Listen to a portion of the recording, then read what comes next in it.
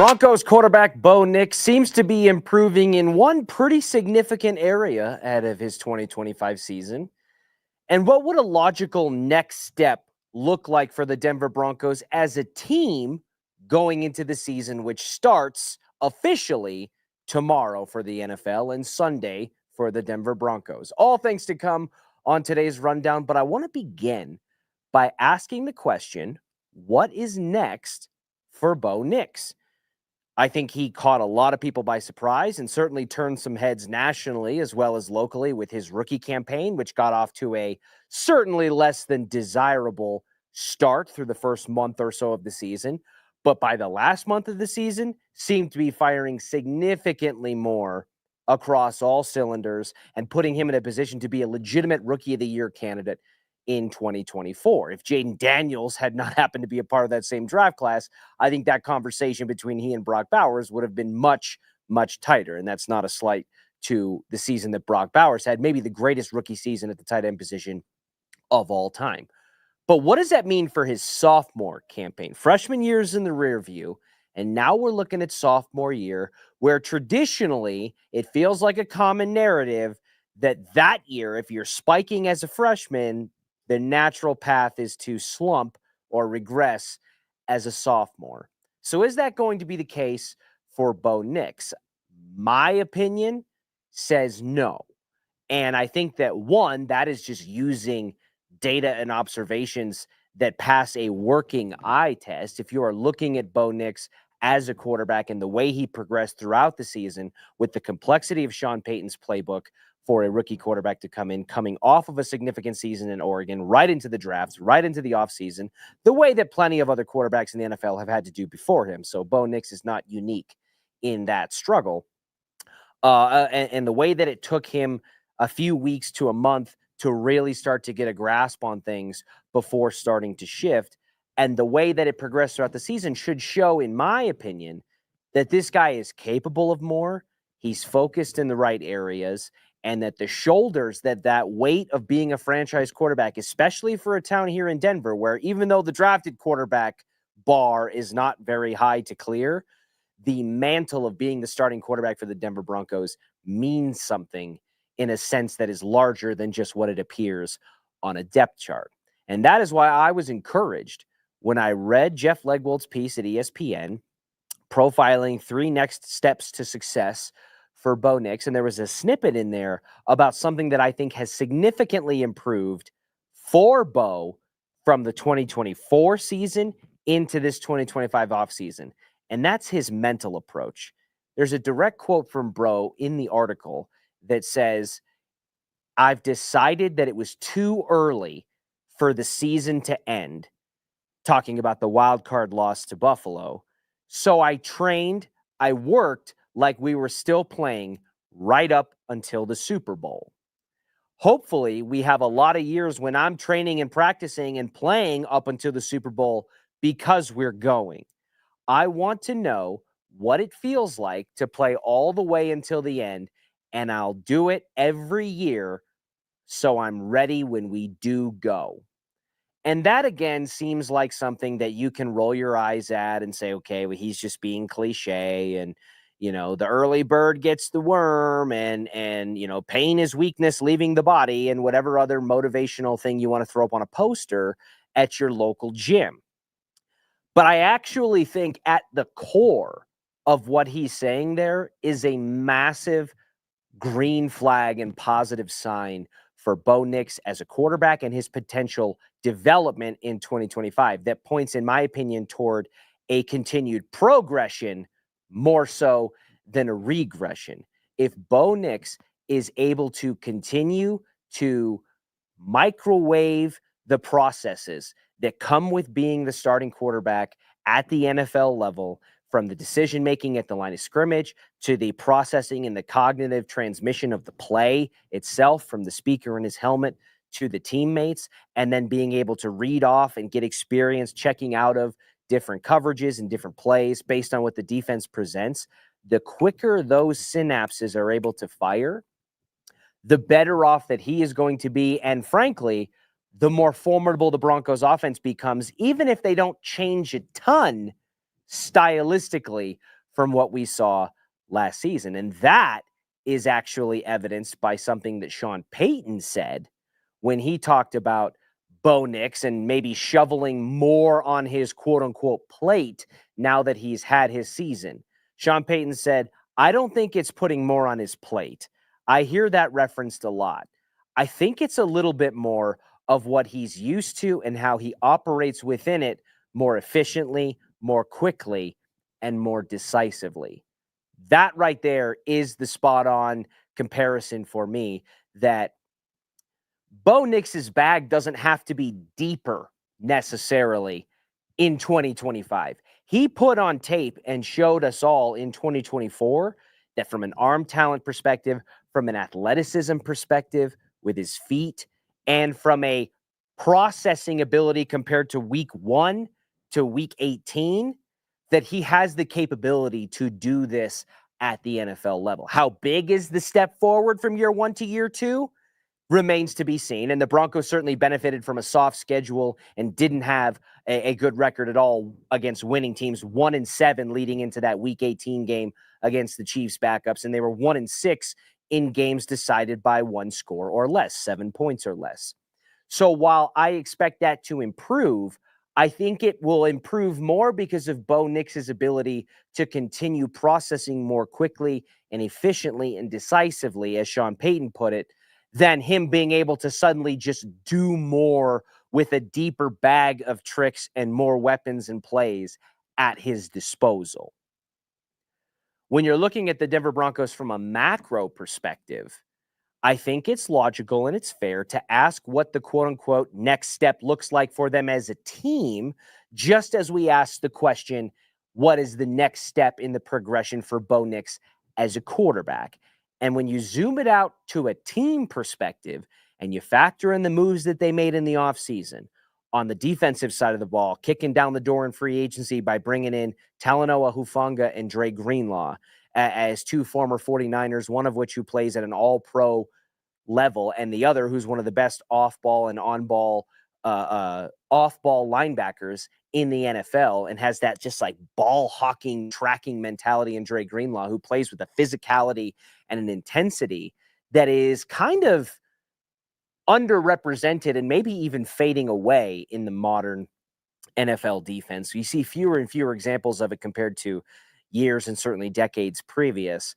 And then they draft Jahdae Barron, the crystal that they stepped over the blender in Omari and Hampton for in the draft, to use the George Payton, Sean Payton analogy there, to be an inside-outside weapon at the cornerback position that puts a little bit of pressure on Riley Moss as much as it does Jaquan McMillan, and somebody who, again, fortifies a room that is around the reigning Defensive Player of the Year in Patrick Surtain. They also locked down Zach Allen, and Nick Bonito's contract is coming soon, maybe, remains to be seen. But the Broncos defense, that was one of the top in the league in most major statistical categories, if not the top, figures to, even if they fall slightly underneath that lofty ceiling, figures to be the strength of this team in 2025 as much as, or close to as much as it was in 2024. And then you look at the offensive side of the ball, where they noticed clear deficiencies at 3 major skill positions: at wide receiver, at tight end, and at running back. They draft Pat Bryant in the 3rd round. They draft RJ Harvey in the 2nd round. They signed J.K. Dobbins in June before the start of training camp. And they bring in Evan Ingram to be the joker in Sean Payton's offense as that inside-outside weapon that can be lined up in the slot, that can line up in line, who is an adept route runner, looks like a wide receiver playing tight end, and is somebody that has put on tape himself, has the capability to be a difference maker within an offense. And Sean Payton has a clear vision for that. So when you're zooming out to the Broncos as a team and you factor in all those moves that they've made, plus the fact that they're returning all of their offensive linemen, that they retain, at least for this season, all of their prominent defensive linemen, making deals with DJ Jones and Zach Allen, still having another year of Malcolm Roach and JFM, and then getting some promising depth showings in that department. from the likes of a Savion Jones, and even outside in the edge rusher room with Q Robinson and Jonah Ellis and the like. This team figures to, on paper, be able to take a step forward in 2025. And again, I understand that when you're looking at 2024 as the baseline of whether or not they can progress or regress, their 1-7 record against winning teams going into that Week 18 game against Kansas City and 1-6 in games decided by a touchdown or fewer is not great. And you look at their 2025 schedule, which does not on paper as of now look nearly as cushiony as the NFC South and what presented them last season, when you've got a stretch from weeks 3 to 5 where you play the Chargers, Bengals, and Super Bowl champion Eagles. And then you've got a stretch on the back half of the season with weeks 11 through 13 where you play the Chiefs, Commanders, and Packers back to back to back. The gauntlet of this team's schedule in 2025 on the front end and the back end does not appear to give them the same kind of easy ride that they got at times in 2024.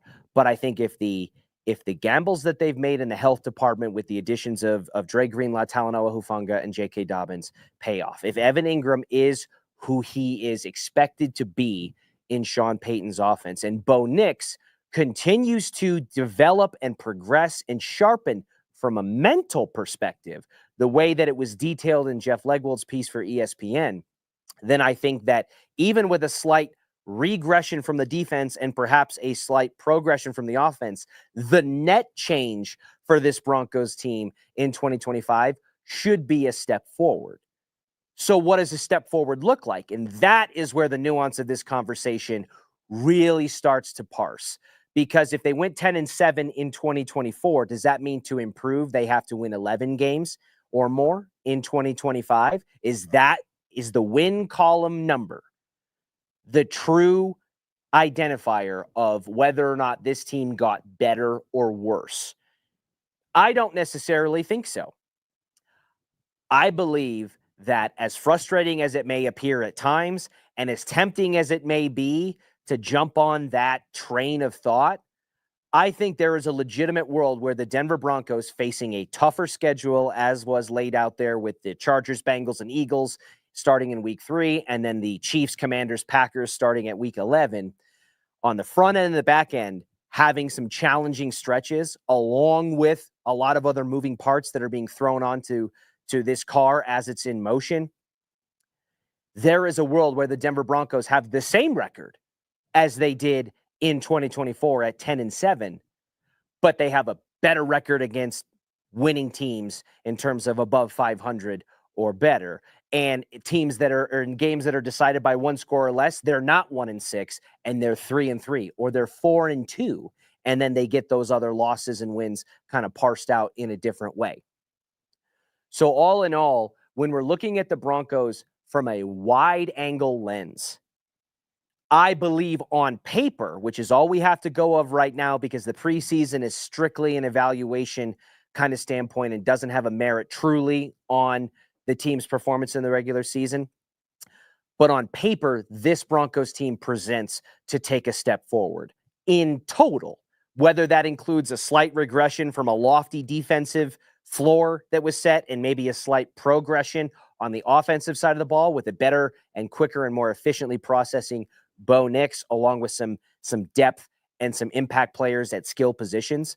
I think the net change is positive for the Broncos, but that doesn't mean that they're going to have to win 11 or 12 games in order to prove that, because the context and the nuance that comes with these evaluations should have the latitude to say if they have a better record and they're more competitive against the quality teams in their division and conference and in their league, and they are still knocking on the door of a playoff berth, which they had to sneak into last year with a win over the Chiefs in the JV squad, then that can and should still be looked at as a step forward in 2025. Could there be disappointing elements to it as well? But overall, even if the record remains the same at 10-7, and I had them projected at 11-6 in my initial look at the schedule and factoring in all the observations in training camp, the win column doesn't ultimately decide whether or not this team has gotten better year over year. We're only a few days away from finding out there. We are 4 days away from the Denver Broncos kicking off their 2025 season at home against the Tennessee Titans. And we still don't have a contract extension for Nick Bonito, which today was the day in terms of proximity to the start of the regular season that Patrick Surtain's deal got done. So if you want to look at that as an anniversary from a contract perspective, and as of right now at 12:17 p.m., that extension has not been handed out, to my knowledge, to Nick Bonito.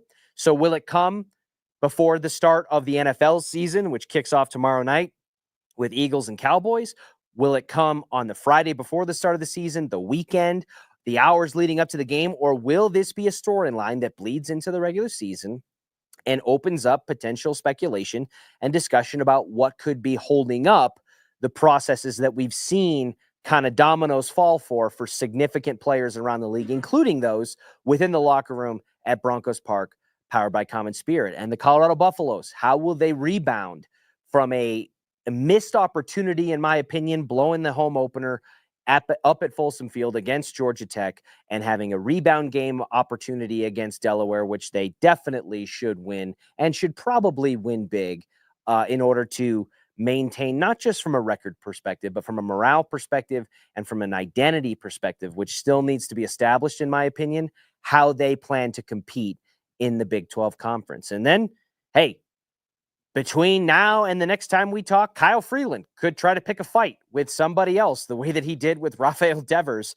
in the game last night, which they lost again, by the way, eclipsing the 100-loss season mark that they have found themselves very familiar with in the last half decade or so. We will be here to chronicle it all for you at Denver Sports 104.3 The Fan. So stay locked in from 6 a.m. to 7 p.m. to Stokely and Evans with Mark Schler, at Dover and Cecil, The Drive with our guys Zach By and Philip Lindsay, where I will be in about an hour and a half from now, sitting across from ZB, Zach By, and chopping it up. Stay locked into DenverSports.com with the likes of Jake Shapiro and Will Peterson and Andrew Mason and Cecil Lammy and the aggregation god Trent Finnegan, who puts out more content in a single day than I could produce in a single week, with everything that he's monitoring across the local sports landscape here.